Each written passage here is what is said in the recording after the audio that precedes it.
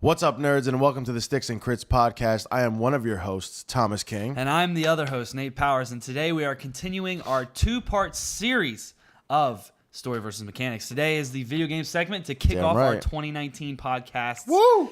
And we've been at this a whole year. Has it been a whole year? Since we've been posting? No. Not technically, but you know what? We've been trying. We've been working for a year, and this is all we have to show for it. So, yes. Wow, we suck at this. No, so we're gonna dive in. I'll also preface this video by saying that this is while we try to use as much facts and research as possible. It is an opinion-based topic. It's going to be that way for most people because everybody has their own preferences. Video games are subjective, people. It's true, but there is a wrong way to play, and you're the one doing it. Yikes. So, which side do you fall on in this little discussion? This is a little more difficult than the tabletop for me, but I still edge out with story. Okay, and why is that? So as we're gonna catch all this shit in the comment section and all these people that are viewing, Nah, I think it's fine. most gamers I've had this conversation with have preferred gameplay over story. I prefer it the other way because when you get totally invested in a storyline and you have these great characters, a great environment that's been built around you, there's nothing more immersive. There's nothing that really pulls your focus more, which is why, again, another kind of hot button game, but that's why I loved The Witcher so much because the gameplay, the mechanics, they were okay. They were solid, but I would say strong. I mean, I wouldn't say perfect or fantastic, sure, but we'll strong. say that so we don't get into an argument for something else. But the story and the characters and the world that was built up around you It's epic. Yeah, it was Epic. incredible. And I would definitely generally agree with that for video games, just because video games are very much like the visual medium, very auditory. Yeah. So there's a whole like immersion process to it just in general. Right. And like you can play like, Mario Party or Mario Kart or any of these other fun games that don't have, like, obviously the original Mario series has like somewhat of a plot, right? But it's not very strong. That's a game where mechanics is really elevated, the difficulty of the platform. The original Mario was your princess isn't here, go to another castle. Yeah, exactly. But that's an example of a good game that doesn't rely on the story. But that being said, I would choose a game like The Last of Us or The Witcher or any of these other super deep dive exploratory games where you're diving into the minds and ideas of these writers and creators and characters that they're creating. I think that's just a much more rewarding experience than just getting on Call of Duty and getting Just sniped. nailing some noobs. Yeah, getting sniped by campers and anything else that doesn't have a story. I mean, they took campaign mode out of it. What does that say about Yeah, their not agenda? much. Not Yeah, much. Not much.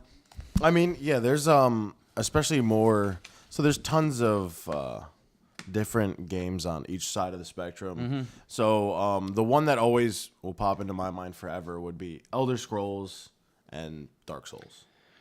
Those are, I think, the two polar opposites that you can take in that genre. We're going to go ahead and nip in the bud the argument that I know we're going to get from your friend Rudy, right? Yeah, of course. Yeah, always. that Dark Souls doesn't have lore. Dark Souls has lore, and Dark Souls has a plot. It's just very convoluted. Well, and you got to find it. I say that to him. Right. But I say that to him. and I kind of agree with you. You got to go looking for it, and it's not it's an immersive world, but not a story. Not like Elder Scrolls, where you're getting all of these different just varieties of characters and developing characters and going to different locales, and it's just so vast and deep. The story and the characters are secondary. To the gameplay. And you could spend hours reading the books in the game and discovering all that lore. And you could do the same thing in Dark Souls as well, reading the different item descriptions to get into the lore. But that's kind of how you have to get the lore. Exactly. There's no layers. The mechanics in Dark Souls are super strong. Yeah, they're of course. almost flawless. Yeah, they are. If you want some like RPG, open world or linear, whatever, like Dark Souls is the model you want for mechanics. It's true. It's extremely tight. You can do pretty much whatever you think, and you can you can get that base level entry, but then you can also master it. It's true. And actually, we've been recently modding on our Skyrim because we got PC, so now we can get crazy. And I've never really done it before, but I look at all the different mods and all the reviews, and literally every single one is saying this makes the gameplay more like Dark Souls. And that's like what everybody's kind of striving for. But on the other hand, for Skyrim, the world, the lore, the story, all of that stuff, I think is so much stronger, and it captivates me more. I'll sit and I'll play Dark Souls for about a week until I'm sick of it because it's just grinding, and I stopped playing MMOs when I was 18. So if I wanted to grind, I'd do that. But Skyrim, I can play forever. Because of there's still quests that I haven't done, and I've been playing the games since it came out when I was in college. Yeah, that's like we actually had this discussion the other day, and it's like I kind of agree because Dark Souls there's the gameplay is so tight and it's like extremely rewarding. Like you feel good every time you beat a boss, but at the end of the day, for me personally, there's no motivation. It's true. Like if I want to continue going through this glorified boss rush mode, there's nothing really tugging at my strings. So this is a pretty two similar types of games that we're comparing, and one's just lacking in one category over the other. But why don't we take an even more outrageous, not outrageous, more differing types of games. Like, let's say, Castle Crashers versus The Last of Us. A game, or not Castle Crashers. I would say you want to use. I'm trying to think of a game that has no story at all versus a game that's only story. Well, Last of Us is like epic story and pretty good gameplay. It's good, especially when you get to the multiplayer. The multiplayer is the shining part. But if you want to go total opposites, I would say the first thing you take is Mario. So for platforming, that's a good one. Mario's pretty much a flawless platformer in a lot of ways. But the story is really shit. It's just honestly shit. It's pointless. It's very 1950s, right? Like it's still save the princess, kill the monster. Yeah, and there's no and they haven't evolved on that except for Mario Sunshine. Mario Sunshine had an actually great plot for a Mario game. The best one, I think, still goes to Mario RPG of the 7 Stars. Oh, yeah, the Paper Mario one? No, before. Oh, the one that's for Super Nintendo. Yeah, I know which one you're talking about. That's where Geno comes from, and everybody loves Geno. So, I mean, there's not many. I mean, okay, so here's a good example. Spec Ops: The Line. Spec Ops: The Line. Very strong story, and the mechanics were meh. Yeah. They were meh. Well, and to be fair, at that time, they were competing with all of the great shooters of the early 2000s, beginning of the 2010s. I still stick to the theory that they understood that they could not make a good shooter. Yeah, so they wrote a great, compelling story. I mean, that's a fair argument. But and it's hard because these games are so complicated and the software is always being newly developed, and then they get copyrights on it. So whoever can come up with it first, they're the ones that make the great game mechanics anyway. Yeah. Anybody can write a good story. Well, you would think anybody could write a good story in the profession. Yeah, you would think so. But so that's where that separation is whoever can reach the software and engine precipice first, they're the ones that get the superiority for the next few years. And if they can couple that with a good story, then you're really dominating. Rockstar does that a lot. They've kind of reinvented the whole sandbox genre just every time they drop a new game. And Red Dead 2 is one of the best stories that I've ever seen out of a Rockstar game. Probably the best story out of a Rockstar game that I've ever seen. And, that's the perfect. And their mechanics aren't superior. They're not that great. They're playable. But they're playable. They're playable. Yeah. And really that's what you expect out of a Rockstar game. And if you took Deadeye out of Red Dead, that game would be so difficult. It would be really hard. And from it would probably be better. No, it would be difficult from a point of this game is kind of broken. No, I think it would be better because you'd have to actually be good at aiming, and it would teach you to not rely on the Deadeye. The problem is no matter how you set those settings, it's always problematic aiming and shooting. It's just the fact that it's a slow system and it's a drag system with no hit scan isn't even really. Yeah. You know what I mean? As everything's kind of in the background for those But all games. of that is pushed to the wayside because we care about Arthur. Yeah, because Arthur Morgan's And a badass. Dutch is losing his mind. Yeah. And spoilers if you guys haven't played through it. Yeah, but killing spoiler Micah alert. is the greatest part of that game. Oh my god. I mean, yes. like you beat the game and you're like, there's no way that Micah's alive.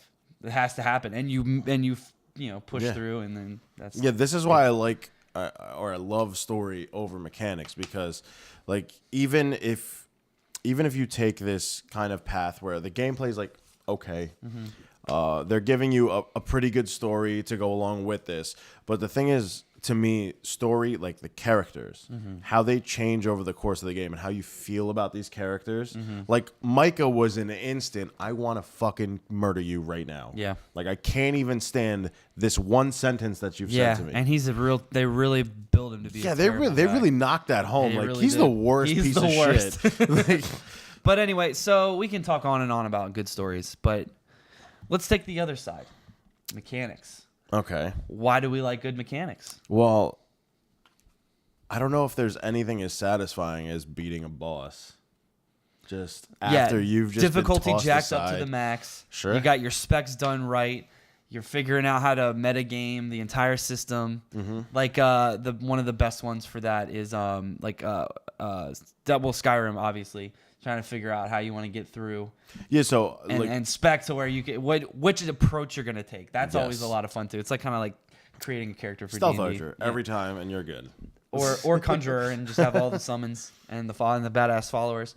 Yeah. But then you also have games like Payday 2 where you have to really go in and figure out what your build's going to be for the particular job, as well as the build of the party, and figuring out how to spend and allocate your points to be able to get the proper bonuses that you need to complete the job the way you want. See, Kind of that's picking your poison. That's a good Payday 2 is a good example of like a very layered type of gameplay. Yeah, and one of the things in the 80s and the late 80s was the mechanics for a lot of these platforming games. For most of them, anyway, except for the premium titles, were actually pretty bad, and that's why that was leading to the video game crash of the 80s. Yeah, it's because they were so bad. They were just shitting them out. Well, yeah, they were trying to push them out past to meet deadlines that were unrealistic, and they weren't able to correctly calibrate like jumping distances and like the hitbox of the avatars and just everything else. They're very buggy, and obviously not the premium titles, but you get the gist. And when you take away that, it seemed very glaring that these video games almost tanked because of shitty mechanics. Yep. That seems pretty important, right? I mean, yeah, but then what's to say, like, do you think the same thing would happen for story? Is my thing. If you had that is what I'm saying. All of those games didn't have story, and their mechanics sucked, and everybody was complaining. So you think about they would have mechanics. survived with story? No, I think they wouldn't. Its story They'd couldn't still have be even saved broken them. pieces of Yeah, shit. I think that if the mechanics have to be at a certain threshold before a game becomes unplayable. But you can take story out completely, and the game is still playable. Yeah, it's It might not be the funnest game. You might not love it like another game that has a good story, but you'll play it. But You know what I mean? Like the way I look at it is like phone games, right? Like phone games are addicting and you'll play them. They're fun, Like yeah. puzzle games, like those are completely devoid of all story. But if the mechanics are crisp in it, and I can enjoy it, I'll play it. Sure, and that's a totally different platform in the sense that they're there just to kind of satiate you for a short amount of time, Right. Because you're not like I would say there's only one game on mobile that ever caught my attention like that, and that was Xenania. And it was like Yeah, I this. know. It was like an RPG in the vein of like the Final Fantasy games, but they Right. made them for mobile. Well, they have Final Fantasy Tactics on Right. Yeah. But iOS this was and Android. before that came out. So the thing that was great about Xenania was it was more of a Kingdom Hearts battle system. Oh, I It see, was I kind of see. open battle system, but they had really good stories. Right, and actually, that bringing up the whole JRPG genre.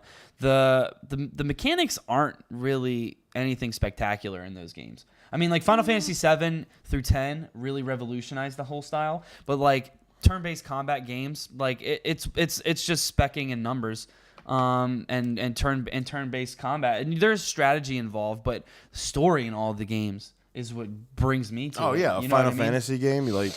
You're not going to see many people say that the standout is the mechanics for a Final Fantasy. Absolutely game. not. It's- Except, and I haven't played from 12 and up. And, 12 is good. I'm not considering the MMO, the online ones, because they get really bad reviews. So I haven't even like attempted. So I'm speaking a little from ignorance, but like, you know, unless they've really revolutionized in 15, because I think 15 they're using the same combat system for Kingdom Hearts. They used the Kingdom Hearts system. Yeah, which is really brilliant, because Kingdom Hearts had 2 anyway had a great combat system. Yeah. 1 was a little wonky, but it was still pretty solid. 1 was wonky because of the camera. Yeah. The camera was the worst. Like you're talking about getting pulled out of an experience. Mm-hmm. That was one of all of a sudden I'm looking up his shorts. And that's actually, for me, that might even be the perfect example, because the gameplay for Kingdom Hearts 1 was good, right? It was just good.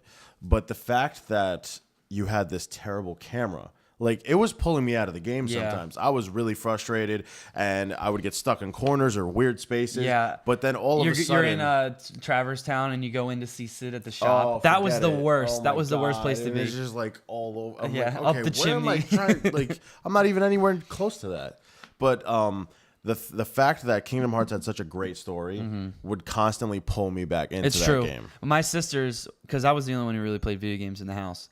My male cousins, we would play it too, but my sisters wouldn't play, but they loved watching the cutscenes for Kingdom Hearts, so they run in. They'd be like, better pause it when there's a cutscene, and we're going to come watch it. And if I didn't, they would all attack me. But, you know, we made it through. We got to all experience the story together, and that was kind of nice. You know, I've never had a game that I played where people just wanted to sit and watch me play it, except for Red Dead Redemption 2. Yeah, that was like the other one that I've experienced where people just want to sit around and watch you play it. Yeah, it's great, and it gives you that experience. And I always think, like, so from a personal standpoint, for me, I think games are kind of getting more towards the story side. They're getting more towards entertainment.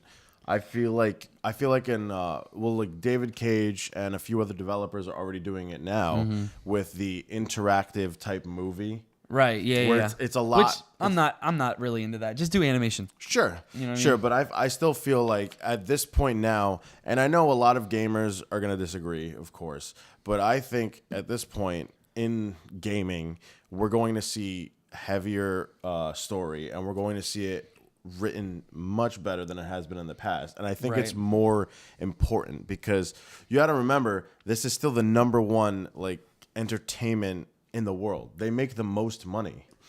I'm just going to keep hammering it home every time. The immersion. Nothing beats the immersion. Like, even the satisfaction of playing. I loved Odyssey. I played Super Mario Odyssey, and I loved it. There was no story to it. But you give me something like, name a thing, like, with a story that's totally enthralling. Like Red Dead Redemption, I was completely pulled into Red Dead Redemption. Yeah, God of War was the same. God of War, yeah. Like, but that's different. That's God of War might be like the perennial modern day, like, perfect, pretty near perfect story, pretty near perfect mechanic. It's true. Like, you have something like, there's a reason games like... That's the reason it won Game of the Year. Yeah, there's a reason games like that win Game of the Year. There's a reason why Bethesda's games basically just come out. Did God of War win Game of the Year? On certain people, yeah. Or, no, but what was we're talking about the VGAs? Yeah. That's just one source. Joystick, they won... Fortnite won on Joystick's Game of the Year awards.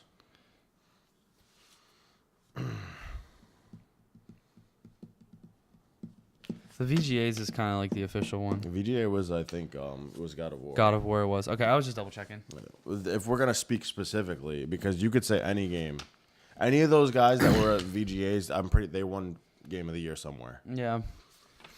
But yeah, that's why it's a Game of the Year game. They don't win the precipice of both. Like, I mean, they don't win Game of the Year for no reason. It's true. There's a lot of us that like to say awards are bullshit. I like to think that in video games, it's a little bit more real than it is in the movies. No, it's probably all the same. You think so? Because, I mean, it's all political. I would think that a company as long-standing, as famous, and have as deep pockets as Rockstar has, they would be winning regardless of... They could release a game about you putting shit into a box, and it probably I mean, win Game of the Year. If you could say the same thing about the Academy. They've been long. Well, they fucked Leo for like 10 years. I mean, yeah. Listen, that guy could have won Best Actor for anything. It's all political. I mean, you just look at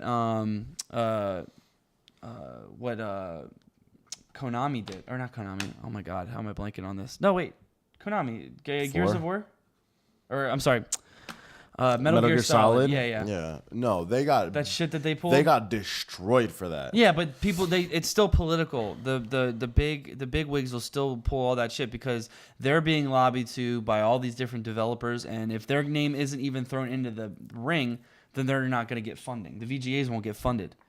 That's the whole point. They have this big show so that people will watch and they'll get ad revenue. That's true. I mean, they really don't do anything. They just host a party and let everybody else do the work for them. Yeah, so they're obviously going to pick the big spenders, and that's how all movie festivals, at least that's how I have come to know them. That's how all the movie festivals are. That's how the Academy is, and it's just our government politics strewn about in art into mediums. Entertainment. Yeah, and that's a very pessimistic way to look at it, but that's just kind of how my viewpoint is. I feel like for the most part in business, people will take the money route because hey, it's money. Who doesn't want a Ferrari and doing coke off unicorns' asses? Like, who doesn't want to live that life? That's very interesting. So you're gonna be cutthroat about it, and that's just the world we live in. And as long as we know it, we can fight it with our wallets. But anyway, yeah. A topic for another day. So, but yeah, that's like kind of speaking to what you're saying though, because if the popular game style is the immersive, all-inclusive story, then that's what everybody's going to be shooting for. And really, mechanics are probably going to be pushed to the wayside, but they shouldn't because I mean, nothing is more frustrating than playing a game and who wants to play a broken game? Yeah, but then you jump on to like Ori and the Blind Forest, which is probably the best platformer I've played. Wow, really? Yeah, have you played it? No. Oh, you need to. It's.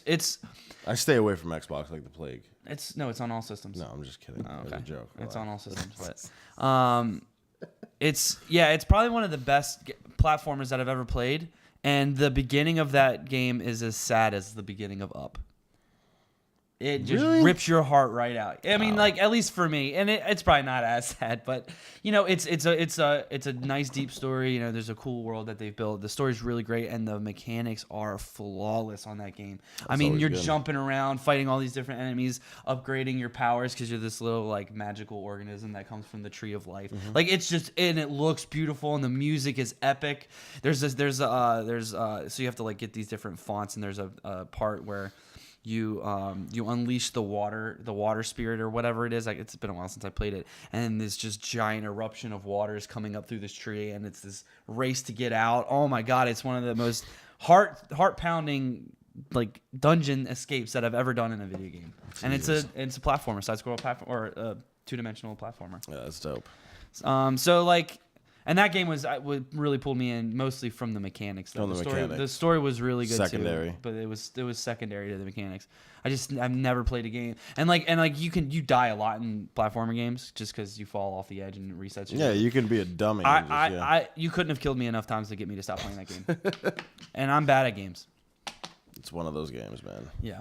Yeah, it's just that like the emotional attachment that they're able to just create from player to game and player to each character. I think it's something that like it's like imagining taking your favorite book that's untouched. They just take it verbatim and put it into something you can control. That's how I always picture story. I always picture it on this level of okay, so I don't even like the Harry Potter books. If you were to take the Harry Potter books and turn them into a game, I'd be enthralled immediately. It's called Dungeons and Dragons. Well, all right, take it easy. Wizards, dragons, monsters. This is more liches. Control. I also don't have to worry about what other people are doing. It's true. You can be a neckbeard edgelord if you want, and no one can say anything. Yeah, about exactly. It's perfect. It's where kind of the dark parts of your humanity comes out, to be honest. Yes, yeah, it definitely is. I mean, like everyone's a murder hobo in video games, basically. And if you're not, it's like why are you being so subjective? Well, I mean, Undertale, so that's a different. That was the first game to really and again push that. I didn't even think the gameplay was that good.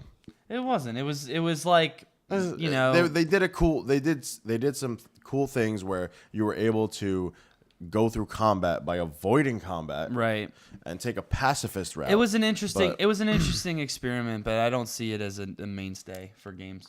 No, we'll probably see something like Undertale and its sequel. Although, have you ever tried to play Skyrim pacifist? No, I don't think you can. I've tried it a bunch of times. That's not possible. It is. You just do all speech and illusion, magic, and sneaking, and you just never get seen. Yeah, and if but anybody like sees you, you're just like, oh, I'm sorry. You can do it in Fallout 4 because you can get the perks. Yeah, Fallout 4 where you can stop them, but right. But there's not like you can't defeat Alduin without. It's true. You know, you can't like parlay with him. No, he's gonna eat the world. It's true. He's the world ender. Yeah. So I mean, it's come to a point where I think we have to start recognizing story as much as we do mechanics, because we could both sit here and talk shit forever. They're true. both equally important. Yes, I would say that for the true gaming experience, they are as important to each other as the other. But as I was said in the last video, if I had to strip one of them away, I'd strip away the mechanics first. It's just bad gameplay with good story. Yeah, because usually if it's got bad gameplay, it's probably an easy game. And if the story is good, you know, I'll beat that easy game and just watch the story. It's like like an interactive movie. I think the mechanics, to like where we've come to now, the mechanics are not only the past, but they're a foundation for every game, right? This is how I think of it. The past and a foundation. You need that solid foundation to build the house. But the house that comes is the story. And you can turn it from like some small little shitty 2-bedroom nothing into a massive mansion. It's true. And building it on that foundation of the mechanics. And for regardless of what side you take in this, there needs to be like teamwork between the story and mechanics for us to really take the next step in what games are going to be. They need to support each other. And, you know, with all these new crazy graphics engines and softwares and all of the innovative development that these companies are doing to put these great games out here, you know, they're obviously going to hit their bumps with making the gameplay solid. I mean, like, every game that comes out has a week one patch. Every single one, especially early access, it's the same day patch usually. Yeah. So like, you know, they obviously have a task on their hands, and it's really, you know, important that, you know, we keep pushing and demanding that as consumers, because if we start getting lax on it, then they become lax on it, and then we're being stripped of our fun and still paying a $60 price tag, and nobody wants to pay $60 for a shitty game. But I think promoting the greater writing and really, you know, looking out for that as a developer, looking out for good writers, good voice actors, really catering to that hunger that everybody has for that sort of entertainment. It's only going to translate well because everybody likes a good story. Yeah, absolutely. I mean, have you liked listening to a boring ass story that some guy at this party is telling you? No one ever has. They're sick of that guy. They want him out of there. Same thing with your games. If there's a game, you pop it the disc in, or you open up your Steam client or whatever, and it's just not there.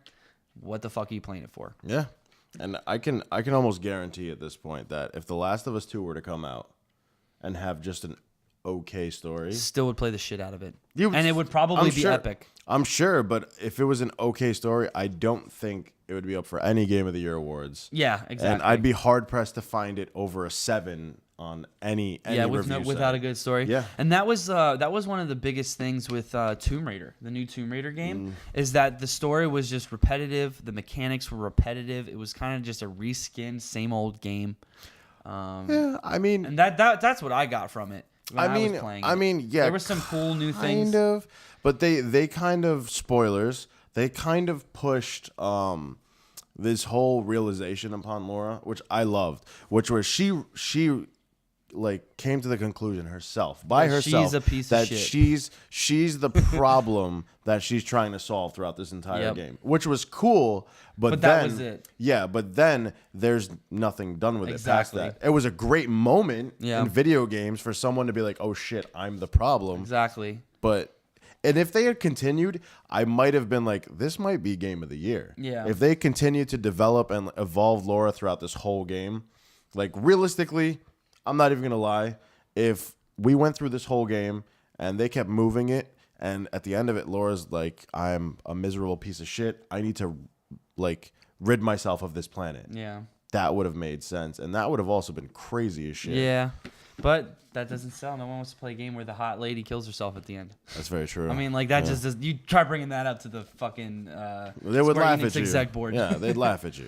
But Or fire you. You'd like that meme where everybody's mentioned. They're like, all right, guys, we got to get our numbers up, and everybody's mentioning all this like fucking crazy shit. and they're just like, get out. The third guy just jumps out the mentions like the window. most normal thing, and they throw his ass out Yeah. the window. But I think we kind of dug in deep on this one. Yeah, story, man. Let us know what you guys can't live without down in the comments section. Don't forget to like, share, and subscribe. Pour this link out to all your friends. And Do it all. remember, keep gaming. And roll for it, baby. Oh, yeah. Always. A 3. That's pathetic. It has to get bad at some point. Yeah, that's true.